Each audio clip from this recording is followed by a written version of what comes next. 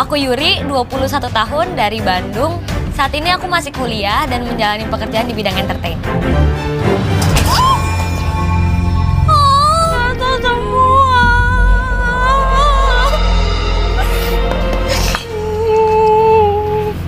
Mie-nya udah direbus. Mie-nya udah direbus? Iya. Terus menurut kamu ini cuma challenge mie, bikin mie gitu aja?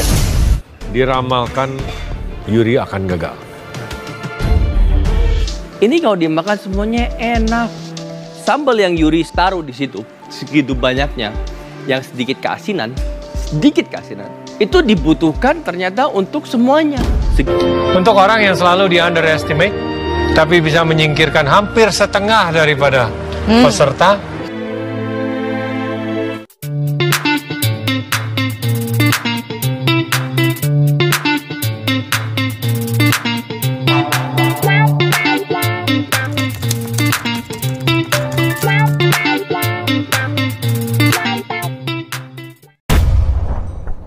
Assalamualaikum warahmatullahi wabarakatuh. Kembali di channel saya Andon Mampir. Just. Nah, kali ini akan ngobrol bareng dengan salah satu peserta MasterChef Indonesia Season 7. Penasaran dengan siapa kita akan ngobrol-ngobrol? Nah, sebelum itu kalian harus subscribe channel ini dan like, share ke sosial media kalian semua, dan klik tombol lonceng supaya kalian semua bisa update terus dengan video-video terbaru dari Andon Mampir. Oke, kita langsung aja. Kita ngobrol-ngobrol banyak nih dengan salah satu peserta MasterChef Indonesia. Dan mungkin kalian juga udah pada udah familiar banget dengan wajahnya, dengan kecantikannya, dengan keceriaannya. Dan siapa dia? Beka! bukan Beka ya, bukan Beka. Kalian kenal dong, kalian tahu dong ini Yuri. siapa? Yuri. Halo Yuri, gimana kabarnya nih? Baik. Kayak auranya udah sumringah banget ya. Ada suasana yang senang atau gimana, happy? Hari ini? Happy terus lah. Happy rotation ya. Happy. Oke, jadi kita akan ngobrol dengan Yuri dari awal perjalanannya masuk ke MasterChef Season 7 ini sampai dengan ya tereliminasinya Yuri. Oke, Yuri, pertanyaan pertama. Apa nih? Asik. Udah kayak masuk podcastnya Deddy Corbuzier gue. Gaya banget ya. Pertanyaan pertama. Nggak close the door dulu. Enggak, itu dari Corbuzier. Jadi Yuri ini kan kita tahu backgroundnya adalah the ex-member JKT48. Kok bisa masuk ke MasterChef Season 7 ini gitu loh? Kok bisa? Gue aja bingung kenapa bisa. Lah, sama-sama bingung berarti. ya intinya kan mau sedikit banting setir lah, tapi kebanyakan banting setir dari nyanyi ke banting, jadi ikutan jatuh gue ke banting gitu. Cobain ikutan audisi, ternyata lolos, ya udah. Ya jalanin deh akhirnya. Waktu ikut audisi menu apa sih yang ditampilkan? Waktu pas pertama ya audisi yang online ini. Pas menu ayam apa sih, ayam cake apa? Dak ganjong. Dak ganjong itu yang sempat jatuh gitu kan? Kayak hati aku jatuh. Asik. Say.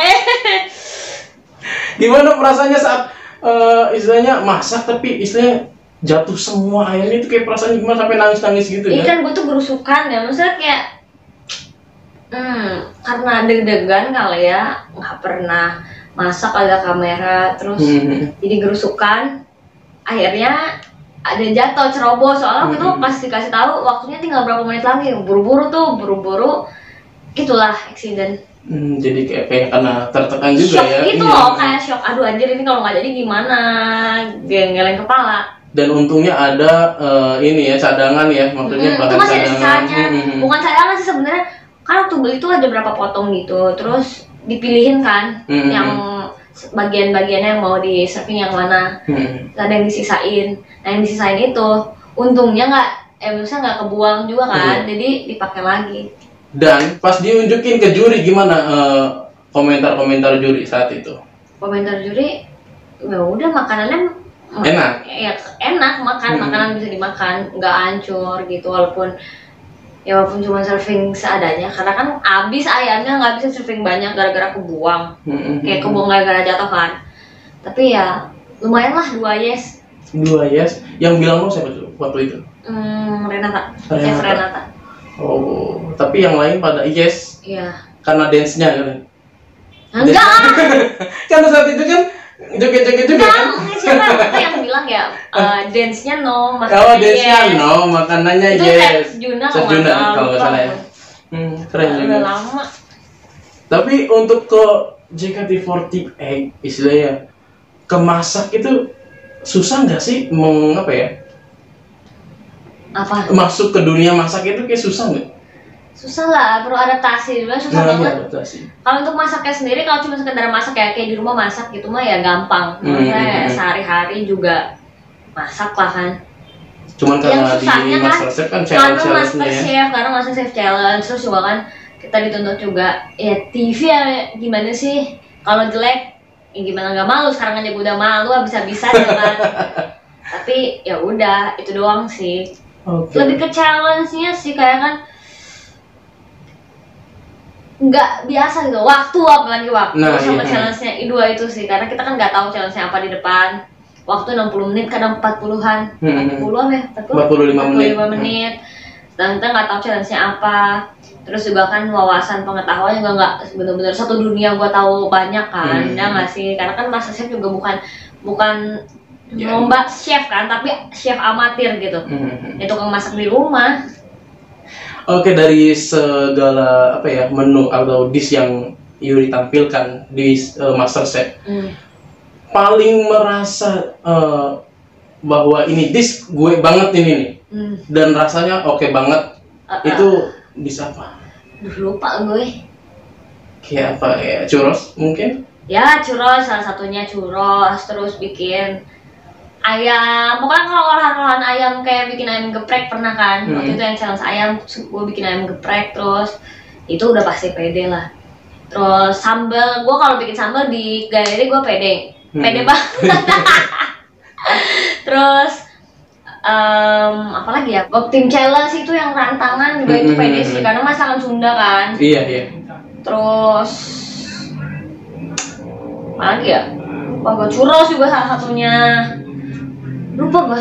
Nah, pas istilahnya dari semua ini kan yang pede kayak churros ini gitu kan. Challenge yang kira-kira ini paling menantang, paling berat gitu loh. Challenge apa itu? Paling berat, itu sih waktu around the world dapetnya Indian. Iya. Kayak gue.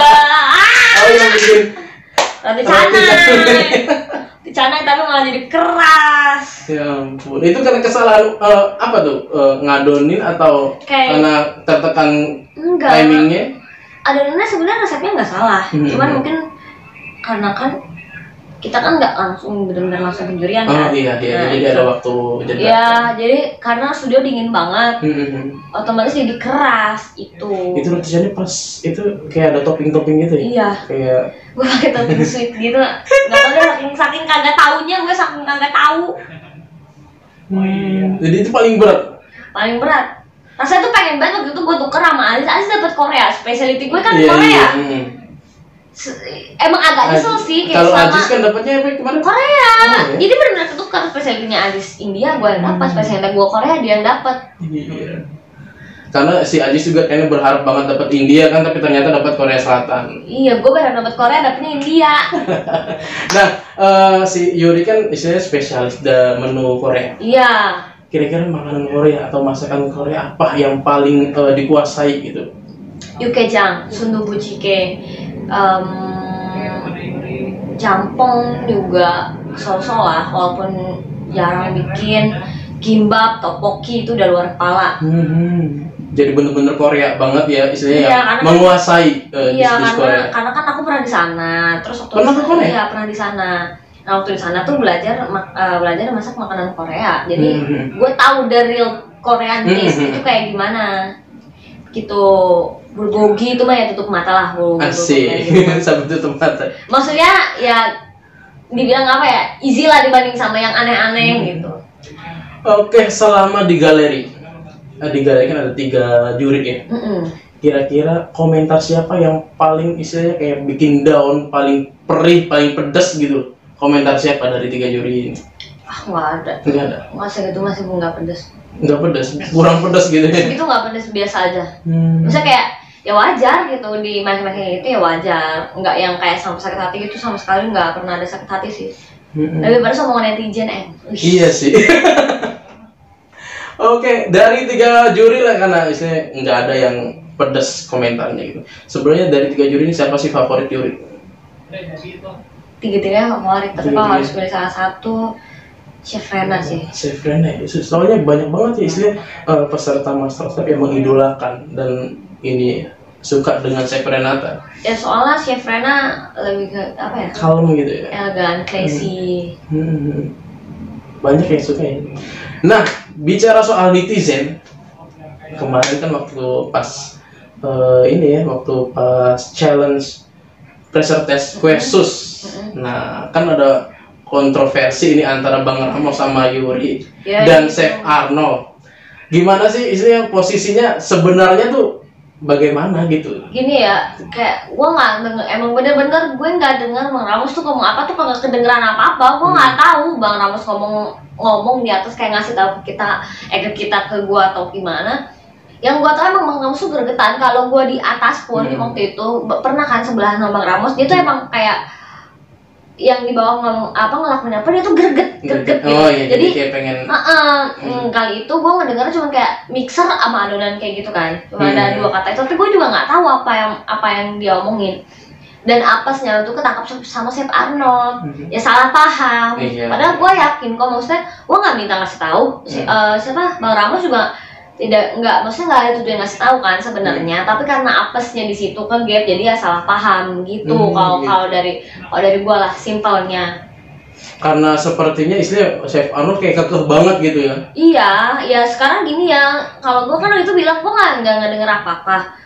Mau gue ngomong sampai berbusa pun, kalau dia nggak percaya akan nggak percaya gitu. Walaupun pada kendaraan kayak gitu, jadi ya udah cukup ngomong sekali. Ya emang gue nggak denger apa-apa. Dan gara-gara terjadi seperti ini kan di netizen, emangnya di sosial media, Bang Ramos sampai dimaki-maki gitu ya? Gue juga dimaki-maki, dikata gue kagak dimaki. Oh gitu? Iya, dibilang cheating lah apa segala macam, dibilang ya banyak orang bilang anak titipan, terus punya saham ya di RCTI sampai nggak keluar-keluar. Gue doain, gue cuma amin semoga gue punya saham di RCTI. Ya, sampai segitunya kali.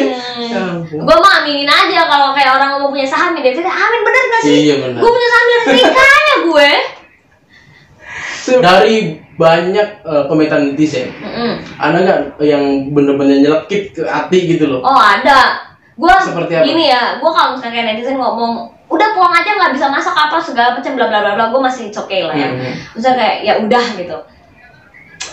Yang gue nggak terima itu kalau ngomongnya udah kayak pakai bahasa-bahasa kasar, terus apalagi sampai ngomongnya waktu itu gue lihat ada yang ngomong lonte kayak, terus ngomong apa dijawab lagi dan segala macamnya. Terus sampai ada yang gue bener-bener itu gue sakit hati banget nih, gue baru ngomong di sini nih. Waktu itu ada yang kayak reply DM gitu kan, reply story kan masuk ke DM, request DM gitu, maksud gue baca. Ada ngomong gini, pakai fake account tapi ya biasa lah di Indonesia kan kayak gitu, nggak pada mau nunjukin muka aslinya gitu kan. Ngomongnya, lu nggak keluar dari MCI, lu bobo sama produsernya ya? Bayangin kayak gitu, gue kesal maksudnya. Kalau gue mau teriak ya, woi anjing apa-apaan gitu. Gue juga bisa marah lah. Iya. Parah banget ini emang netizen ya. Kesannya kayak, gue kesel gini.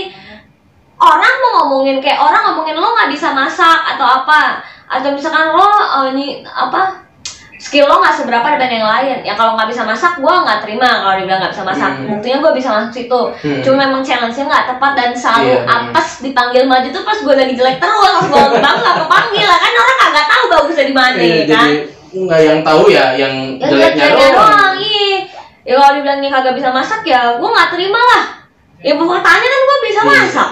Gitu. Dan bertahan sampai 11 besar. Iya kan. Terus tapi kalau ngomongnya udah ini terus bukan fakta, gue nggak suka. Tapi kalau ngomongin fakta ya terserah, karena faktanya seperti itu. Gue juga nggak bisa nge-live, gue nggak bisa denial. Tapi kalau misalnya ngomongnya tapi nggak ngomongnya satu hal yang bukan fakta, ya gue marah dong. Apalagi yang itu tuh yang reply DM kayak gitu, ya gue marah lah, sakit hati, gue merasa tersinggung gitu.